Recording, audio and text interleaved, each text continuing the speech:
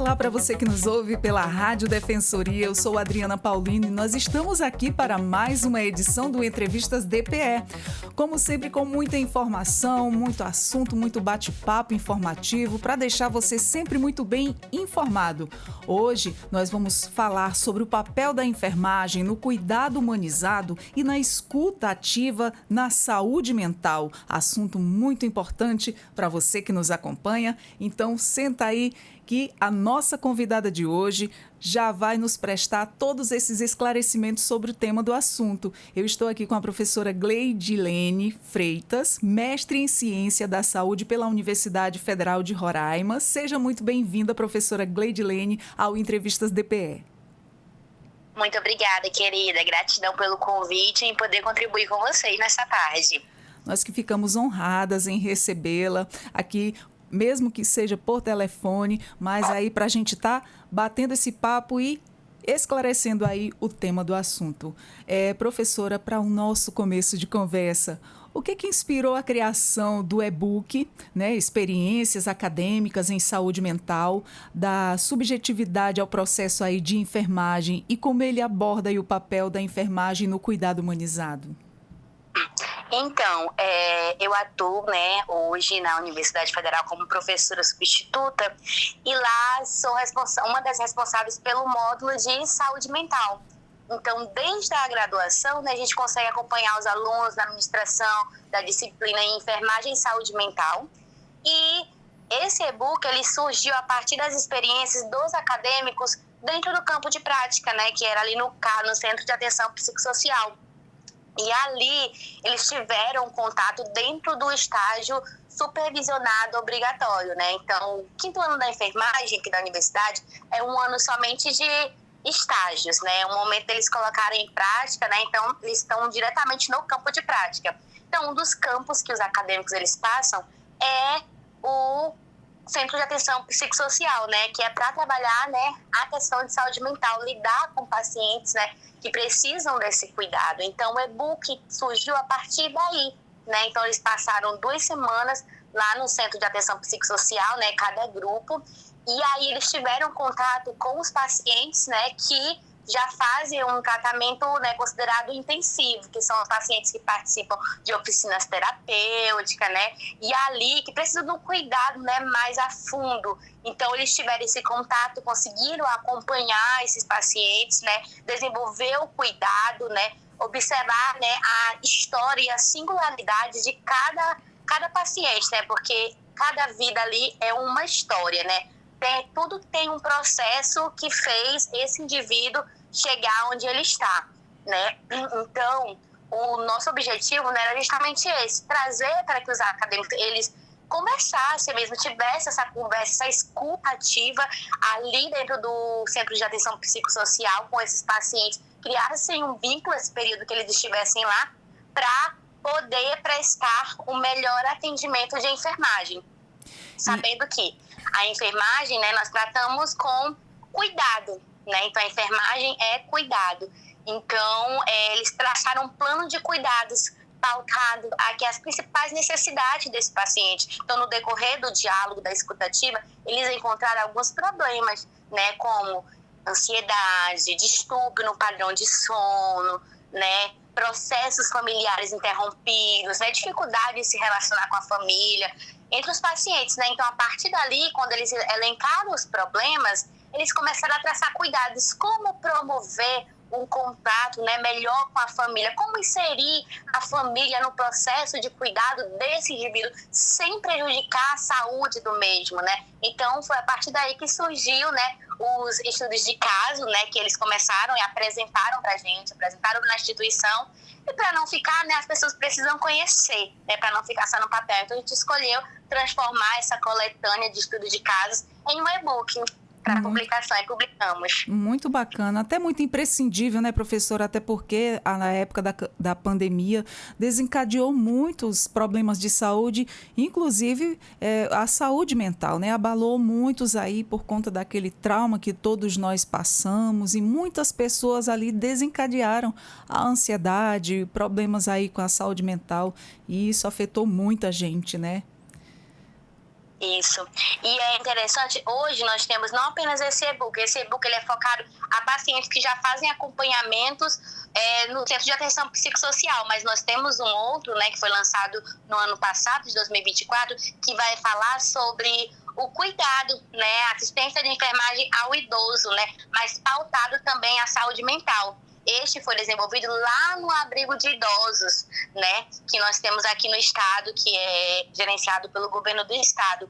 E lá a gente identificou, né, que a pandemia, né, ele desenvolveu, né, elencou muitos problemas, né, e um desses foi a institucionalização de alguns idosos, né, que aí antes eram mais dependentes, mas aquela restrição de não poder sair de casa, querendo ou não, acabou gerando a uma dependência, né, que ele não tinha, gerando níveis maiores de ansiedade, né, depressão, porque não podia ter o contato, principalmente o idoso, né, que ele tem aquela necessidade de se relacionar, conversar, né, porque acaba às vezes, né, que não tendo muitas atividades ocupacionais para realizar, né, com o decorrer da idade. Então, a pandemia, ela veio justamente com isso, né, trazendo muitos malefícios, não apenas para o idoso, mas para os jovens, né, para os adolescentes, né, e para os adultos no geral. Exatamente. E, professora, quais são os principais benefícios aí de um cuidado mais humanizado, né, para os pacientes em saúde mental e como isso traduz aí na recuperação deles em termos assim de emocionais e psicológicos?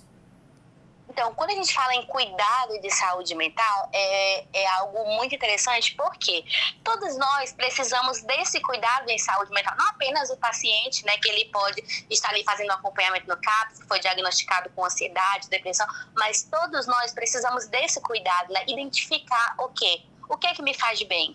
Né? Então, eu preciso identificar o que é que me faz bem para que eu possa, né, ter mais momentos de lazer, né, para que eu possa fazer o que me faz bem. Às vezes, as demandas do trabalho, né, as demandas do dia a dia acabam nos adoecendo.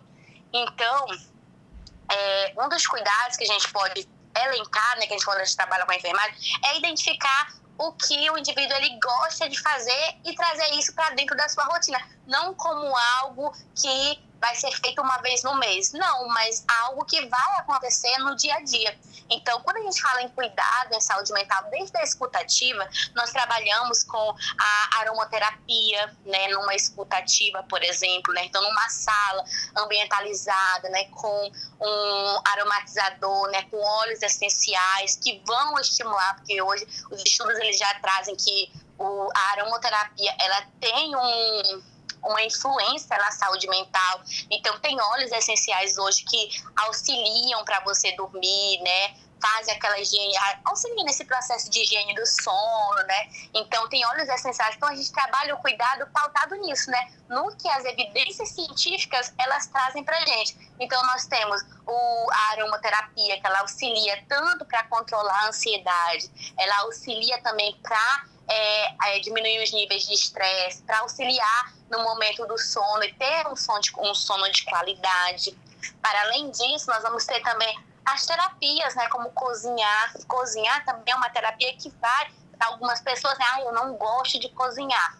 Ok, mas para outras pessoas, cozinhar é terapêutico. Então, dentro desses projetos aí, né, que a gente trabalhou lá dentro do Centro de Atenção Psicossocial, nós trabalhamos vários projetos, trabalhamos a culinária terapia, onde o indivíduo ele vai desenvolver, às vezes ele pode se achar incapaz, mas o fato dele conhecer e conseguir executar ao menos o mínimo, né, então ele já fica satisfeito, porque às vezes nesse processo, né, nas doenças, né, psiquiátricas, a gente começa a perceber que o indivíduo ele acaba se desacreditando de si mesmo, né, das suas potencialidades. Então, as atividades terapêuticas, elas promovem e ajudam em desenvolver que o indivíduo ele é capaz, sim. Ele pode, sim, tentar fazer algo novo. Então, um outro tipo de cuidado que a gente trabalha com esses pacientes também, além da aromaterapia, culinária terapia, tem a arte terapia, né, que a gente pode fazer artesanato, tem a pintura, né? Então, trabalhar uma atividade manual, ela é de extrema importância, porque às vezes vai tirar a tua concentração de quê? Do problema que ele está pensando, né? Da ansiedade que ele está para um fator acontecer, né? Algo acontecer na vida dele. Então, por isso que quando eu digo que não é somente o paciente psiquiátrico, né, que está em atendimento, não. Mas para todos nós, essas atividades, elas auxiliam, né, a nós termos, né, uma melhor saúde mental, né, a promover a nossa saúde mental, melhor dizendo. Com certeza. E, professora, no e-book, vocês discutem aí o impacto da formação acadêmica no desenvolvimento aí emocional dos profissionais de enfermagem. Como é que as universidades elas podem aprimorar aí o ensino de competências emocionais, como a empatia e também a escuta ativa, né, nos futuros enfermeiros? Então, desde a graduação, nós temos disciplinas específicas, né, que dentro das disciplinas mesmo, nós trabalhamos a empatia, trabalhamos a importância da comunicação, trabalhamos, né, principalmente de saúde mental, né, a importância de como você vai se comunicar, como você abordar um paciente quando ele está ali, tem um momento de crise, quando ele está ali no momento de choro, né, de desespero, como você abordar. Então, desde a graduação, a gente já tenta trazer isso, né? A gente faz cenas simulares, simulamos cenas com casos, trazemos para a sala de aula. Claro que não vai ser a mesma coisa de quando eles estiverem na prática, mas ao menos eles já vão ter uma noção. Então, desde a graduação, a gente tenta deixar essa nossa marca. Por quê? Porque desde o princípio a gente leva eles para alguma instituição e faz ele observar, porque às vezes a pessoa está tão mecânica, né? E acaba observando somente doença, né? Uma doença que você vê, ou uma fratura na perna, né? Ou uma hipertensão arterial, mas o psicológico, né? A gente não vê. Então, a gente faz eles terem esse olhar da subjetividade, né? Do que, né, eles não conseguem ver. Então, a gente tenta trazer isso para que eles identifiquem. Então, a partir do módulo, né? Quando eles passam pelo módulo de saúde mental, eles já conseguem trabalhar, né? Eles conseguem observar, então eles conseguem observar porque o corpo, ele fala, né? Então, o corpo, ele dá sinais, né? Então, você como profissional, você consegue observar os fatores que o corpo, no momento de uma escutativa, o indivíduo está olhando para baixo, né? A expressão facial desse indivíduo, a inquietação. Então, você consegue observar sinais desse indivíduo. Então, desde a graduação, nós tentamos trazer, né, esse cenário, esses sinais que o indivíduo, como profissional de enfermagem, né, futuro enfermeiro, ele pode identificar e como ele se posicionar diante disso. Porque hoje, muitas pessoas têm medo. O paciente com esquizofrenia, o paciente que tem, né, o paciente que está em surto. E as pessoas acabam, né, a população acaba tendo medo dessas pessoas. Mas, na verdade, não é para ter medo, né? Eles precisam de cuidado. E nós, como profissionais da saúde, a gente tenta tirar, né, quebrar esse tabu que, às vezes, a sociedade vai colocando, né? Eles não são perigosos. Eles são pessoas que, assim como a pessoa que tem hipertensão, né, ele também tem algum tipo, tem uma doença também, né? Às vezes a pessoa pensa, tá com depressão, tá com ansiedade, e o povo já pensa, é só frescura, né? Então a gente olha com cuidado humanizado, que assim como aí existe a hipertensão arterial, existe a diabetes, né? Existem também as doenças que vão atingir a nossa mente, que temos a ansiedade, a depressão. Então a gente sempre tenta trazer dentro de palestra, dentro das atividades, que isso é real e que não é diferente, não é frescura e que nós temos que levar a sério, sim. Então, a gente está formando o caráter desses profissionais, né? Estamos formando os profissionais do futuro, né? Em breve, muitos estarão aposentados e eles irão assumir. Então, nós temos colocado, né, bem em pauta a importância de cuidar e de eles terem um olhar focado à saúde mental. Exatamente, até porque lidam muito também com pessoas com transtornos mentais, né, e emocionais, e a gente, e eu acho assim que como profissionais devem quebrar esse tabu em relação a não ter medo, e sim se preparar para saber como lidar com isso, não é bem isso, professora? Isso, porque pessoas com transtornos mentais, ela não tem uma placa aqui na testa Exato. dizendo que ela tem. Então, no nosso ambiente de trabalho, pode ter alguém que foi diagnosticado com ansiedade, pode ter alguém com transtorno de personalidade, né? Então, Exato. a gente sabendo como lidar, a gente vai saber lidar também dentro do nosso ambiente de trabalho, nas nossas relações interprofissionais, né? Entre os profissionais, né? E a nossa relação com o paciente, né? Tentando sempre prestar o melhor atendimento, um atendimento humanizado, pensando na singularidade do indivíduo. Porque, não é porque um cuidado deu certo com um, vai dar certo com o outro. Não. Então, todo cuidado que a enfermagem ela vai preparar para um paciente, né, que tem algum tipo de transtorno, vai ser pautado na singularidade desse indivíduo. Com toda certeza. Professora, como é que você enxerga o futuro da enfermagem na saúde mental, especialmente aí com o crescimento da valorização no cuidado humanizado também e da prática reflexiva no ambiente acadêmico e profissional? Então, eu enxergo como algo inovador. Antes, né, lá na era antes de 2000, né, era pouco falado sobre saúde mental. Quando a gente vai ver a história da saúde mental, a gente vai ver pessoas com ansiedade, depressão sendo colocadas em manicômios. Então, ali era um cuidado muito, né, focado à tortura, né? Aquelas pessoas elas deveriam ser excluídas da sociedade.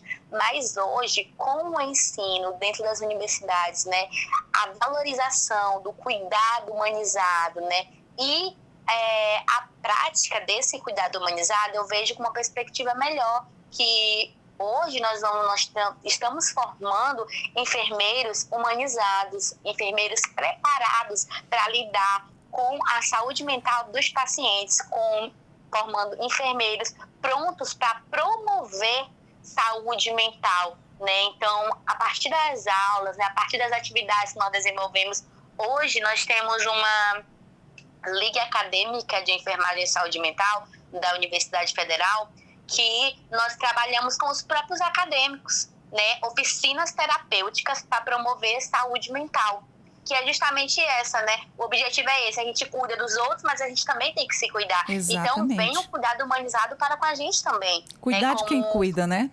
profissional de enfermagem, né? Então, nós trazemos oficinas terapêuticas para eles. Então, eles vivenciam na prática também como é esse cuidado, né? Então, quando eles vivenciam na prática, eles conseguem também aplicar na prática esse cuidado.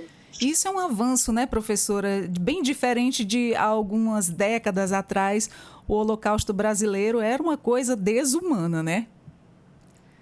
Isso, o Holocausto brasileiro era algo desumano, né? Então, a partir de lá, a gente consegue observar, naquela época lá, com as revoluções, né? Com Exatamente. os movimentos, né, que foram significativos naquela época, né?